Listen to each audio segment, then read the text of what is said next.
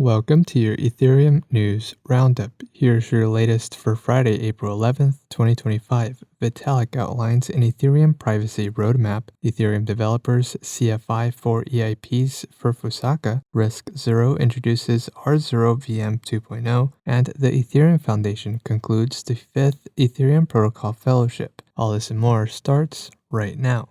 Vitalik Buterin outlined a privacy roadmap that focuses on improving user privacy with minimal changes to Ethereum's base layer. The roadmap proposes integrating privacy tools such as Railgun and privacy pools directly into mainstream wallets, enabling shielded balances and making private transactions the default user experience. To prevent linking user activity across applications, the ecosystem should adopt a one address per application model. The roadmap also recommends adding trusted execution environment-based RPC privacy to wallets as a short-term solution. To further reduce metadata leakage, wallets should connect to multiple RPC nodes. Privacy transactions should also be combined with a single on-chain proof to lower gas costs. Ethereum core developers have moved 4 EIPs to the Considered for Inclusion list for the upcoming Fusaka upgrade. The proposals include EIP 7823, which sets upper bounds for the Mode X operation,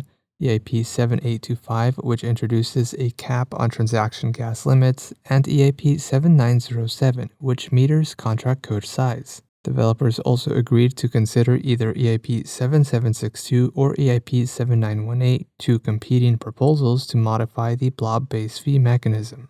All other proposed EIPs were declined for inclusion in Fusaka. Currently, only PureDAS and EOF are scheduled for inclusion in the Fusaka upgrade, which is expected to activate toward the end of the year.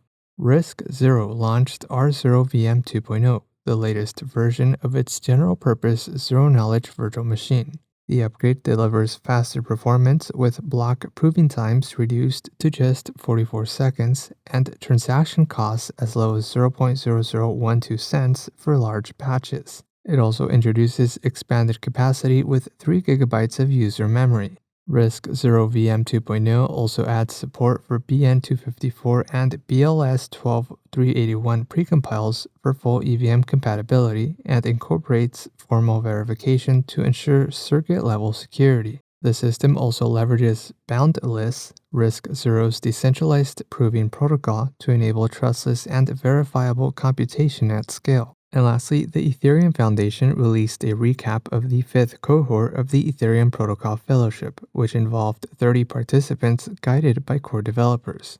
The cohort contributed to 30 projects, including a proof of concept for ePBS in Prism, a Virtual Tree implementation in Reth, enhanced DHT prototyping, SSZ benchmarking and optimization, and PureDAS integrations across clients such as Nimbus. The Ethereum Protocol Fellowship is an annual mentorship initiative aimed at helping developers dive into core protocol development. Applications for the 6th cohort are set to open later this month. The Ethereum Foundation Protocol Study Group, a 10-week program designed to prepare participants for the main fellowship, also concluded this month.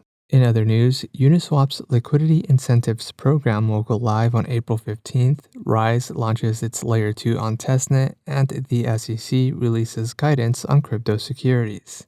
This has been a roundup of today's top news stories in Ethereum. You can support this podcast by subscribing and following us at ETH Daily. Also subscribe to our newsletter at ethdaily.io. Thanks for listening. We'll see you next time.